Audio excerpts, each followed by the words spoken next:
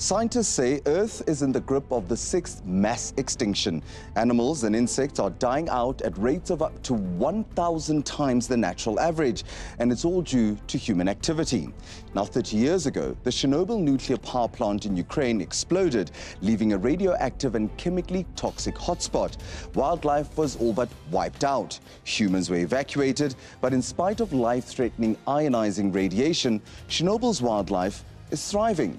John Webb explores the lessons.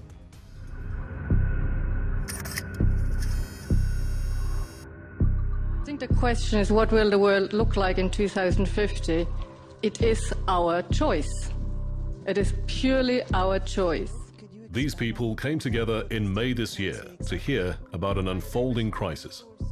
Hundreds of scientists spent 3 years analyzing more than 15,000 publications and arrived at an alarming conclusion. We're in trouble.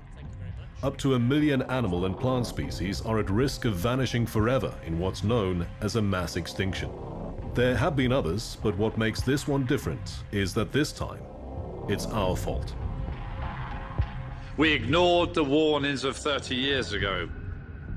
The experts warned that human activity like factory farming and overfishing are causing extinction rates to accelerate, describing the loss of life as unprecedented. But when you consider what's at stake, the mood was upbeat. We are a single, interconnected web of life. And a little defiant. You have to claim your birthright to have a fulfilling life, deeply connected with the fabric of life, which is healthy and in working order. But how do we do that? Well, sometimes you find answers in unlikely places. So we touched base with an expert who could help point the way. Professor, good afternoon. Could I ask you to lower your screen slightly, please? This is Professor Nick Beresford. He doesn't say any more than is necessary, but as a respected voice on the impacts of radiation on the natural environment, what he does say is taken seriously. How many times have you been to the exclusion zone? I've lost count now. 20-ish. 20 times? As many as that? Maybe more now. Around about that. That's more than 20 visits to one of the most contaminated places on the planet. Thousands of square kilometers of mostly abandoned buildings, woodland and small areas of savanna straddling the border between Ukraine and Belarus. An exclusion zone around the site of history's worst ever nuclear accident, Chernobyl. The professor is one of those who believes it holds clues as to how what the experts in Paris called the fabric of life might be rejuvenated. We decided to have a look for ourselves.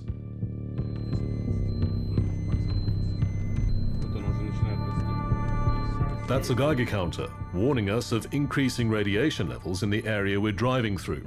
This landscape is a patchwork of varying levels of contamination, average in places, extremely hazardous in others. Knowing one from the other is important.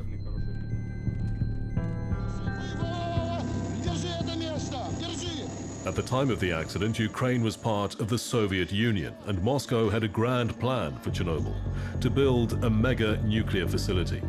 But 33 years ago, there was an explosion in one of its reactors. There's been an accident at the Chernobyl atomic power station. One of the atomic reactors was damaged. The infamous fourth reactor at Chernobyl. It's now covered in a protective sarcophagus, but on the 26th of April 1986, a combination of human error and technical shortcomings led to an explosion. The consequence of that was a tragedy of biblical proportions that had implications not only for the Ukraine, but for countries as far afield as Sweden, Germany, and the United Kingdom. A technology or anything you do, if it is not governed appropriately, you're into major trouble. David Nichols is the now retired chief nuclear officer at ESCOM. He argues that the Chernobyl disaster was about people rather than technology. The reactor got to a point of nuclear balance where it basically ended up acting with an incredibly high rate of power. So it went in a very short time up to about 30,000 times its design power level, and basically that place blew up. The explosion released 400 times more radiation than the bombing of Hiroshima. Some estimates say the disaster will eventually claim 4,000 lives. Other figures are far higher. Consensus another of Chernobyl's casualties. In the immediate aftermath, the impact should have been more obvious, not least for the nearby town of Pripyat. It was home to thousands of power plant workers and their families. But the decision to get its residents to safety was a long time coming.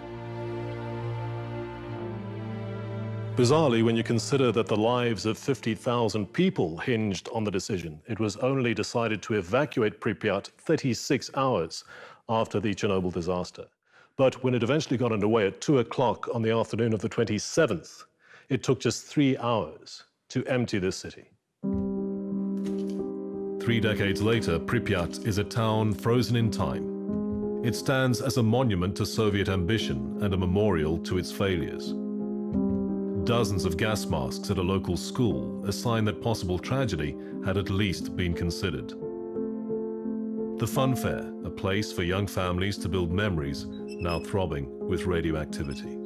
It's desolate and eerie, but ironically, also a place of rebirth. Pripyat was a model, tailor-made Soviet city. It accommodated 50,000 people. It had 15 kindergartens, 5 schools, a yacht club, 2 swimming pools, and a theater. But now, more than 3 decades later, almost all of that is being consumed by nature. And at this particular point in the history of humankind, there are some people saying that there's a valuable lesson in that. One of those people is Denis Wisniewski. He's an 18-year veteran of the exclusion zone, a dedicated zoologist monitoring the impacts of the Chernobyl disaster on the natural environment.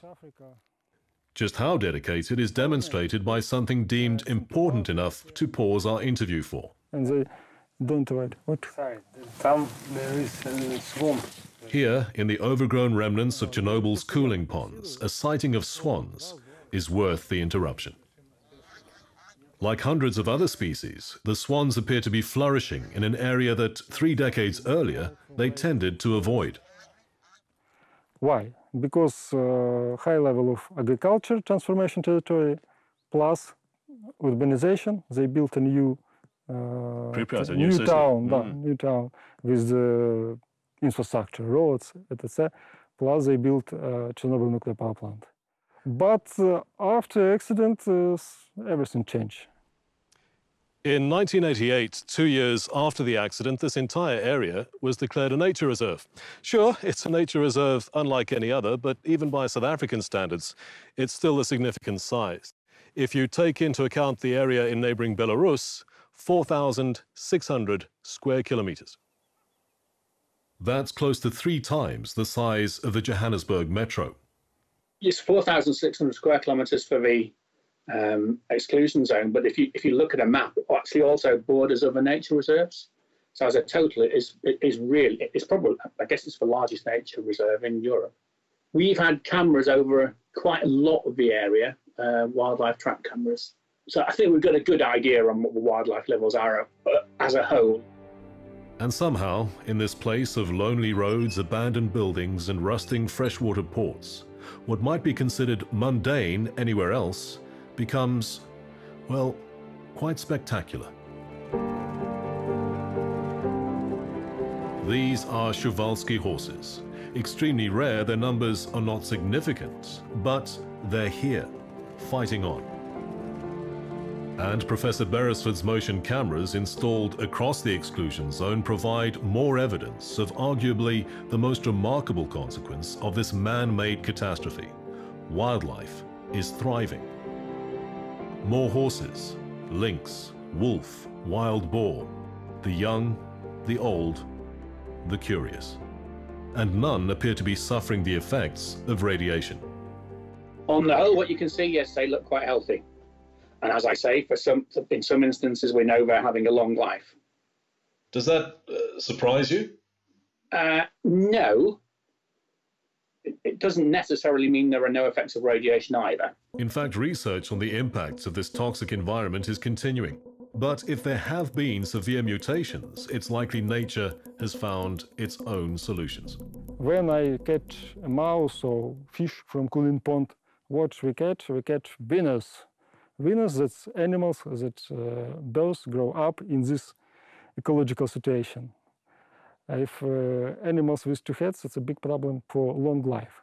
We can't observe its anomaly because in natural situations they just eliminate it very fast.